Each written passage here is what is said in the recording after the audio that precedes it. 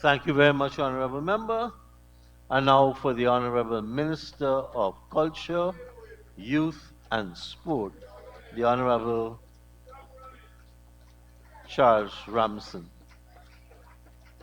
on his birthday.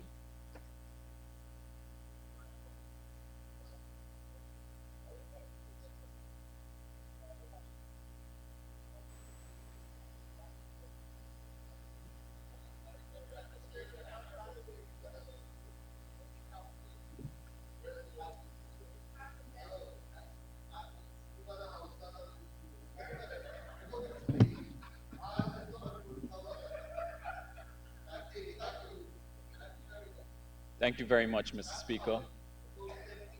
It is a great privilege to stand here to support the largest budget in our country's history and the first $1 trillion budget in our country's history. And I'm not going to be unkind to the previous speaker. I'm going to chalk it down to her first attempt at shadowing this ministry. But her presentation was emblematic of all of the presentations that I've heard in the last day and a half, which is that it reminds me of the Essequibo River. Wide at the mouth, narrow at the source. Narrow at the source.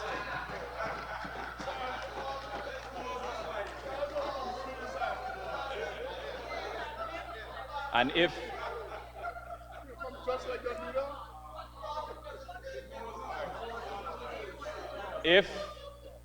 the honorable member was really interested in culture, she would note and read on the very same flyer that she was referring to that it was a literary festival, not literacy festival.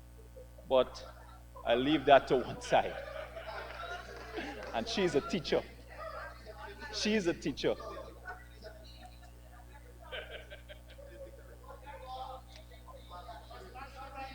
Mr. Speaker, as I said, it is the largest budget in our country's history, our first $1 trillion budget. And I remember the days, Minister Ashney, in 2009 when I had the privilege of witnessing the first budget presentation in my life. Was in 2009 when the budget was $128 billion. $128 billion.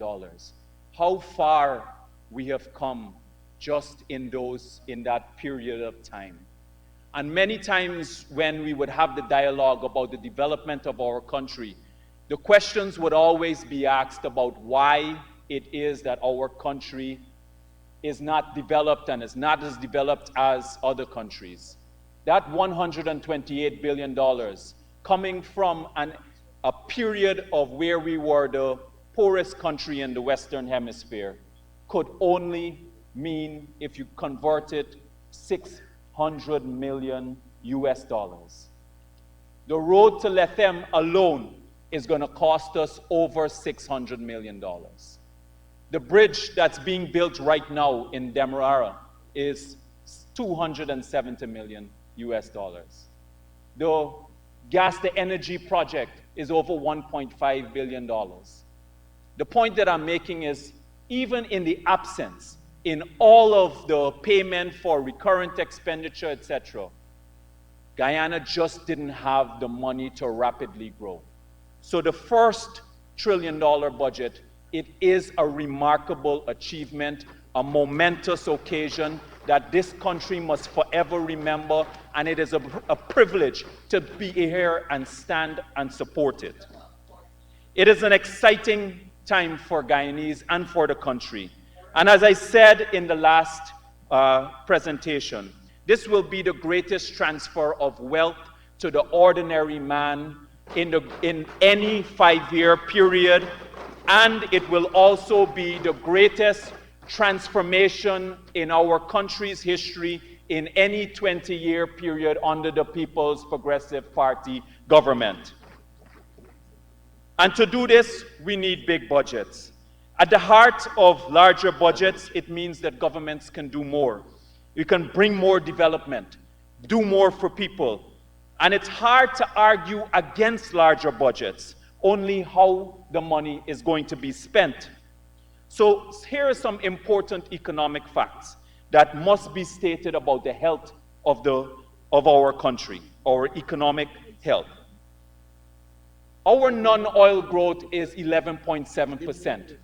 That makes us, if you take out the oil growth and just leave it as our non-oil growth, that makes us the second fastest growing economy in the world.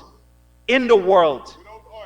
Our debt to GDP ratio is one of the lowest in this part of the world.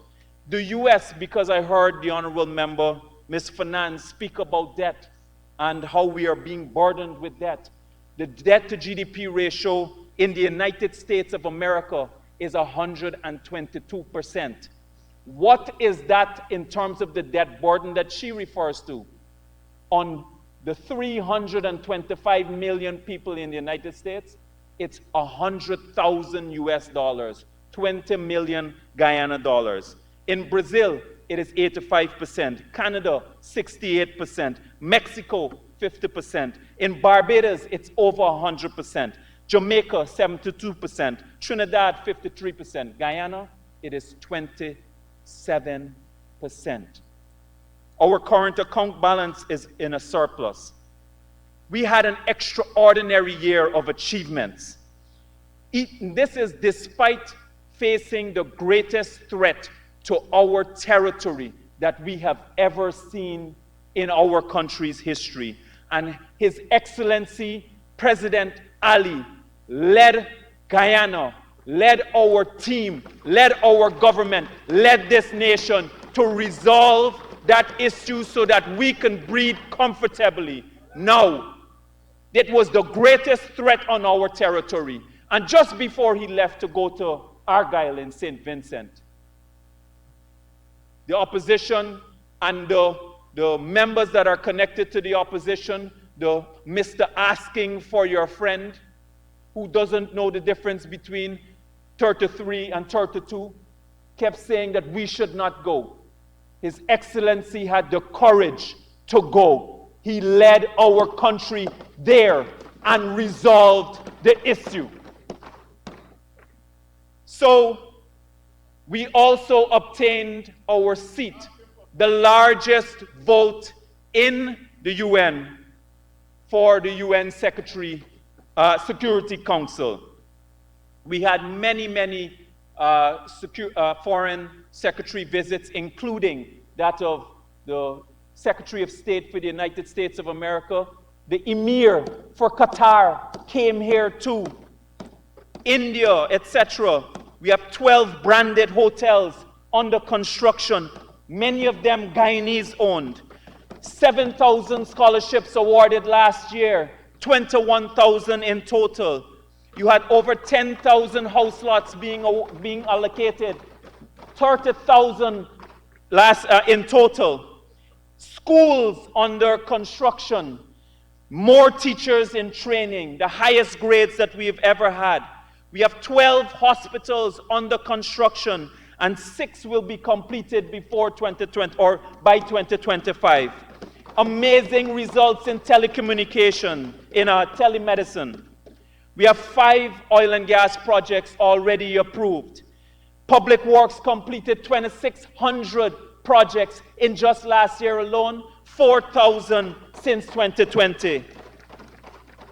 Amerindian villages received $4.6 billion directly to the villages themselves. All of them received it from the sale of our carbon credits, which was a world-class achievement for us. No other country in the world was able to secure that, led by Minister Vic and the Vice President. A new cell phone operator has entered the market after the People's Progressive Party liberalized the telecommunications sector, which APNU failed to do, despite promising that they did that.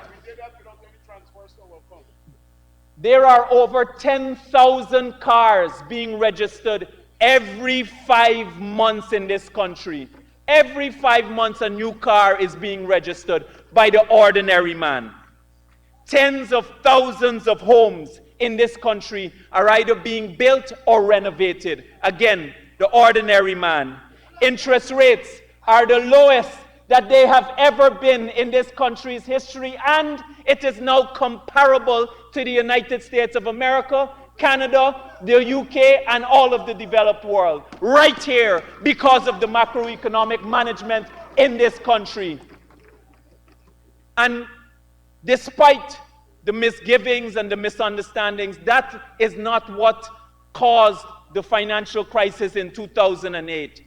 It was things like financial instruments, credit default swaps, and collateralized debt obligations, where those were securitized financial instruments that were packaged as AAA products and then sold on to the rest of the world, which caused the entire world to go into, first, a credit crunch, and then go into a global financial crisis. So the person who is shadowing Minister Ashney as the Minister of Finance, 10 versions of them cannot shadow Minister Ashney. 10 versions combined cannot manage. And I don't know what is the debate about shadows. These are zombies. These are not shadows, these are zombies. They are talking a lot of voodoo economics here. So you have Guyanese who are traveling, ordinary Guyanese traveling in and out of the country. Ordinary people. Guyanese are now... Honorable Minister, we have the Honorable Chief Whip for the opposition.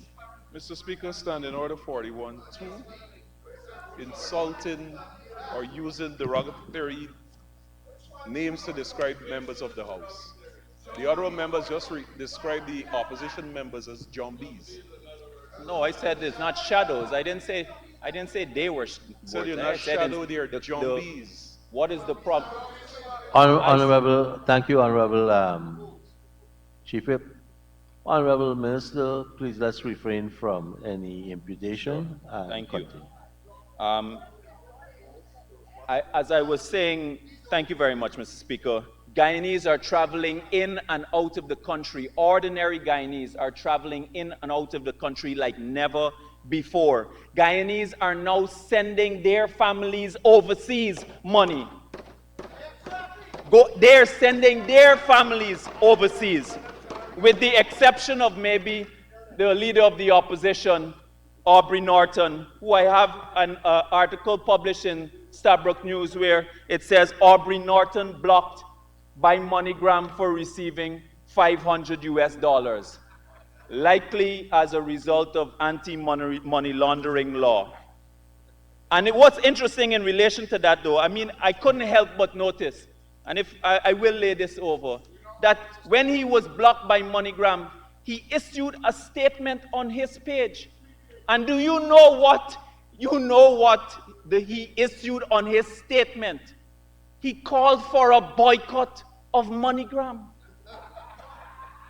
This is a true story. The leader of the opposition called for a boycott of MoneyGram. $500 US. So it has been a stellar year, Mr. Speaker, for the government of Guyana. And even when Tony Blair, the cabinet will know that even when Tony Blair came here, he was impressed by the work that was happening here. He said that he's been around the country, around the world, and he's seen so many things happening, and he's never seen this pace of development happening anywhere in the world. And the oppositions will always argue against a budget. I've been around budgets for 15 budgets now. At budgets, oppositions will always argue against them. So last year, we had them argue against infrastructure spending. They lost that argument in here, and they lost that argument out there. Now, now they're trying to argue that we should not have this scale of infrastructure development. So if that is the argument, the scale of infrastructure development, now they're going to have to tell us and the public what projects they are against. That is what I want them to tell us. What projects they are against.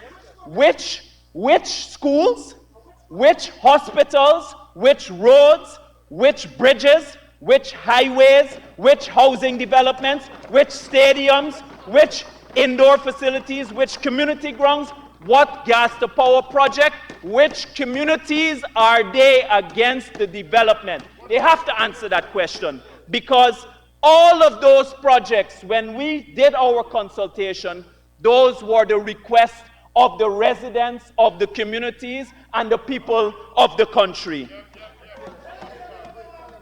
And here is what I know about them on the other side.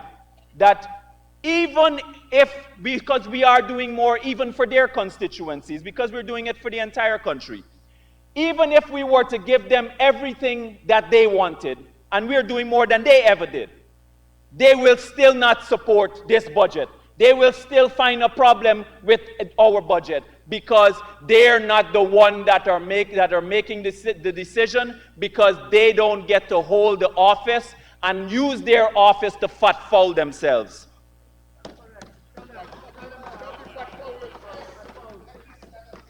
And here is what I can say. I don't know why they keep telling people that they will win the next election. They just had a rally at Burnham Court, and they couldn't even fold up a basketball court with people. They couldn't even fold a basketball court with people. And the same man that you have an obsession with, the Vice President, Jack Deo, maybe if you learn something from him, you can actually win an election. This is a man that has already won 3 elections, and one of those elections he put you out of office. Ray Lewis taught me, you can never become the master unless you learn from the master. So here is what I want people to know about oil and gas development. And it is wrong to say for Mr. Peter Halley that we don't speak on our sector. We have given 2 hour press conferences on our sector. And here is what I want people to know very clearly, and I see the media making comments about this. We have been producing oil in this country for 4 years. That is true. But we have only spent 2 years in our economy. We have only spent oil money 2 years in our economy. And we have seen how rapid the expansion has been on the economic activity. So it is wrong that they are quoting. And context is extremely important. It took Dubai 40 years to develop to the kind of country that everybody is exciting about. And the scale of investment is much larger. One hotel alone in Dubai is over $1 billion US. The airport in Dubai is over 80 billion US. It took Norway 40 years to develop and 25 years of spending oil money in their economy. And now they have $1 trillion in their sovereign wealth fund. And I want to share an experience that I had while in Aberdeen on a Chevening scholarship. Not a scholarship that of $76 million for one family. Never was it the case that this was on a Chevening scholarship.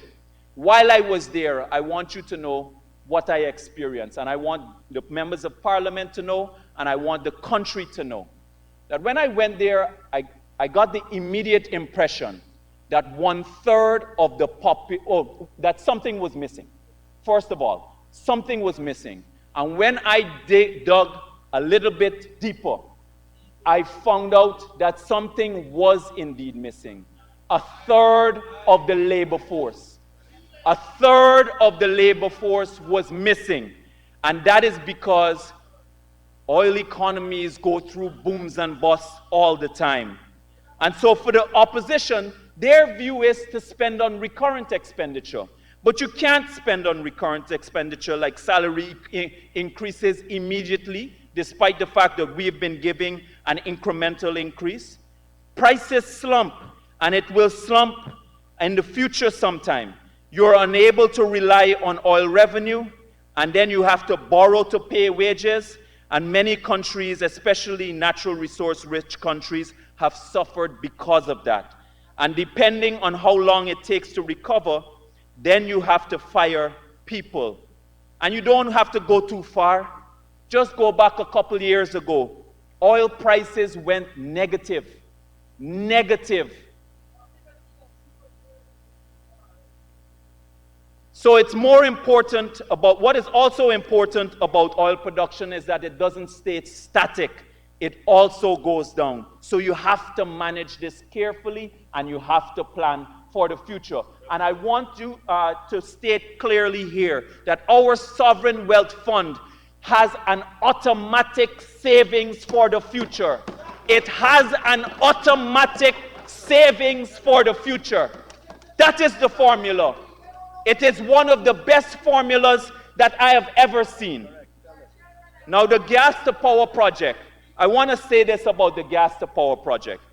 That one of the key developments has always been unlocking energy. Just read the book by Václav Smil called Energy and Civilization. It's one of the best authors that I know on energy.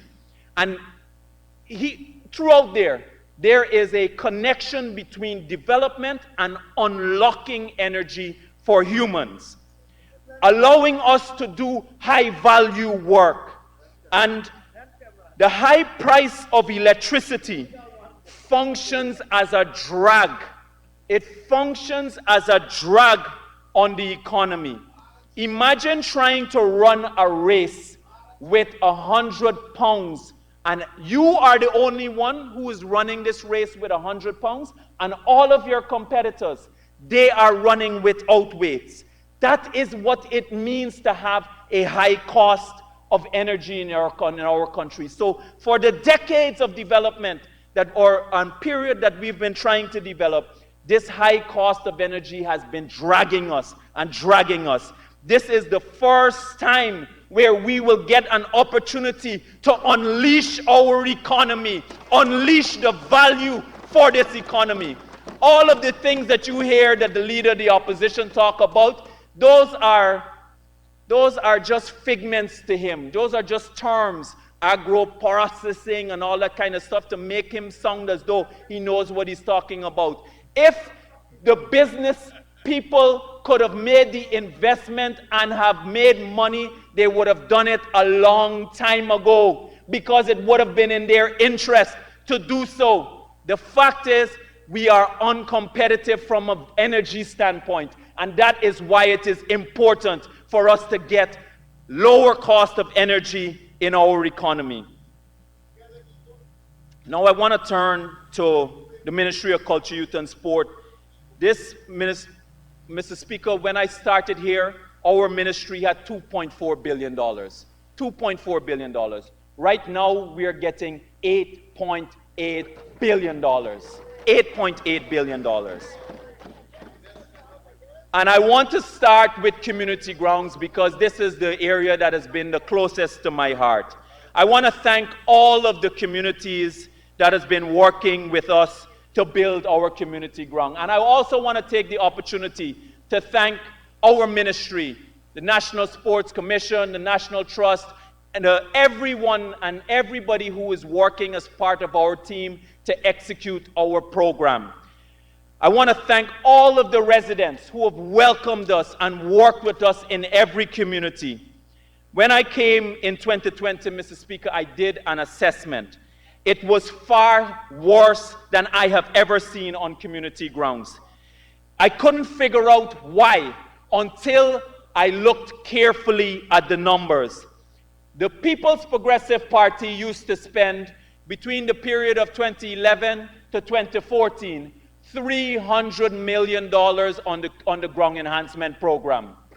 The APNU AFC spent $100 million a year on the community ground enhancement program. They cut it by 2/3.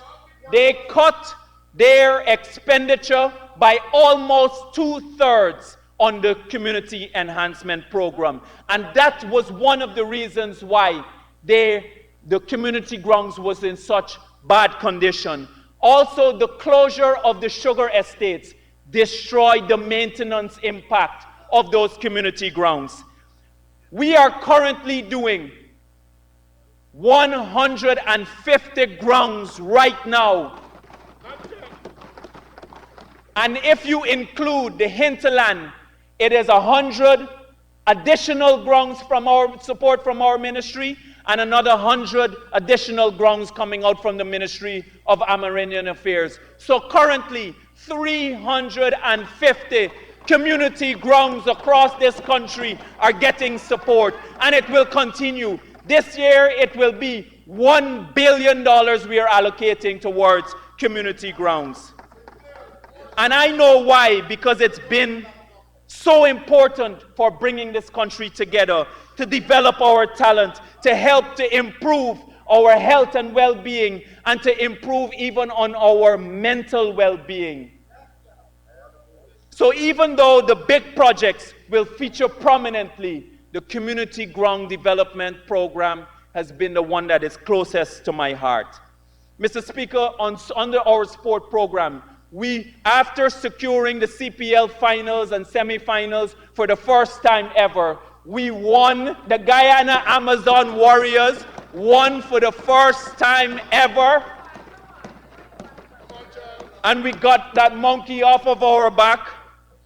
We had the largest medal allocation in this country's history.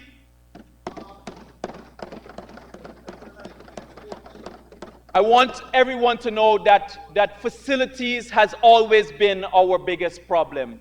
Even though the APNU AFC did nothing but the Durban Park in their 5 years, where they spent $1.4 billion on Durban Park, and $600 million is unaccounted for, cannot be found, and that is what they consider complete. That is not complete, that is complete of fraud. Complete of fraud. We are currently building 5 stadiums, 6 indoor facilities, and these are multi-year projects. Multi-year projects. I've spoken about the number of projects, the gymnasium, the racket center, the squash court building that we completed, and that doubles court is being installed as we speak. The folks have already come into the country. That court will allow us to host in the region, the only country that will allow us, other than one other location, to host international squash. We completed the installation of the track. What in Linden, what the APNU AFC failed to do in their period, misled this country. They did not even purchase the synthetic material. We completed the installation of that track. We resurfaced the track at Lenora. We completed the installation of international standard lights at Anna Regina, New Amsterdam, Iflot, Mackenzie, Linden, and Bayrock will soon get theirs. International standard lights. We completed the international fast-drying multi-purpose grounds in Anna Regina, Linden, Albion, and we also, at the National Stadium, we installed for the first time ever our electronic scoreboard, multi-screen electronic scoreboard. We commenced the construction of a new stand at the Guyana National Stadium. We also started doing stands at the synthetic tracks, and those will be added. There are new stands being constructed now, and we commenced the multi-purpose halls in Region 1, Region 3, Region 7, Region 8, and Region 9. for the first time ever, indoor facilities in other regions other than in Region 4. First time ever. A Honorable synthetic. Minister, thank you. In order to continue, you require 5 more minutes. If somebody would. May it please you, Madam Speaker, asking for the honorable member to be given 5 minutes to complete Go his ahead, presentation. Minister. Thank you. Thank you. We commenced also the constructions of the Players Pavilion, the stands, the grass mounds in Linden and Anna Regina. Those are multi-year projects. They will be completed in 2024. And I'm also very happy that we were able to pull down the Mackenzie Sports Pavilion, because that was a relic of the past. In fact, it was what I call the incubus of colonialism. Incubus of colonialism. That used to be a location where non-whites could go when they couldn't go to the whites-only locations. That at Watuka, that is what that building represented. We were able to pull down that building, and a spanking new building, 3 stories, will be built there, built by this government, built by this Guyanese people. Not relics and incubus of the past. INCUBUS. It means evil spirit. Evil spirit. We also completed our draft for the sports policy. We completed the audited financial statements for the National Sports Commission. We also completed the draft for the horse racing legislation. We did about 14 meetings just to complete that, that draft. On the culture, Madam Speaker, we completed, this has been the greatest year of achievements for us too. We have surpassed every set target that we set for ourselves in our budget. We aimed at 30 events. We did 46 events at our... I won't list them all because we're running out of time, but I do want to list a few. So after returning MASH, we had independence in Region 9 for the first time ever. We did the literary festival. We have a drama support program for plays, and we put on the plays of Sada, Makantali, and Last of the Red Men. Several initiatives also we initiated to commemorate the 200th anniversary of the 1823 revolt.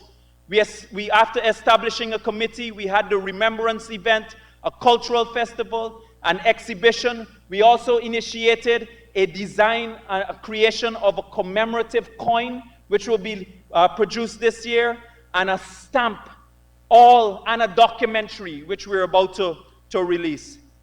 We commenced the process of getting digital access to our archival documents, which have been stored overseas. Guyana will now get access. We are commenced that process to get access on our historical documents, which other countries took from us. We also had, for the first time ever, our CPL halftime show, our One Guyana mega concert. We had the Night of Patriotic Reflection at a time when we needed it in this country, when our sovereignty was under severe threat. We expanded the youth culture camp to take it to every region, where 420 young people benefited from this all across this country. Currently in the ICA, I heard the other honorable member say we don't have money for the drama school and the dance school and the art school, etc. All of that money is contained. It's unfortunate that you don't know how to read the budget properly, but I will forgive you because you are new at this. But all of that money is contained as part of the Department of Culture. under the Institute of Creative Arts. Under the Institute of Creative Arts that Minister Frank Anthony started, and they did nothing to do. And I want to announce here that we had our assessment. We had our preliminary assessment with the Accreditation Council, and we have satisfied more than what is required for us to be accredited. So from the moment that we institute our board, which Cabinet will approve, we will now get accredited. I want to turn quickly to our youth program, Mr. Honorable Speaker. Minister, I'm sorry, your time is up. Give me 1 minute to conclude, Ms. I give Speaker, you 30 because I want to seconds. 30 seconds. I want to show to the public what we were able to get our institute. We got for the first time our institute accredited all these years. They were producing, they were giving young people certificates. We worked extremely hard. I want to give credit to our youth department and the director of youth. We worked extremely hard to make sure that we got that institute accredited so those young people can get accredited certificates. And I want to conclude, Mr. Speaker, by saying I heard Mr. Ganesh Mahipal speak about them coming back into power. And I wanted to refer to a post that he made. In June 2023, he said, oh, the love, just before, the day or 2 days before the local government election, he said, oh, the love at Mabaruma is real. Beautiful people indeed, who are simply fed up of the PPPC and will be voting solidly for APNU. When the result came out, the result at Mabaruma was 12-2. 12 seats to 2 seats. So when we hear from members of the opposition that they are coming back into power, they are coming back into opposition for 30 plus years. Thank you very much, Mr. Speaker.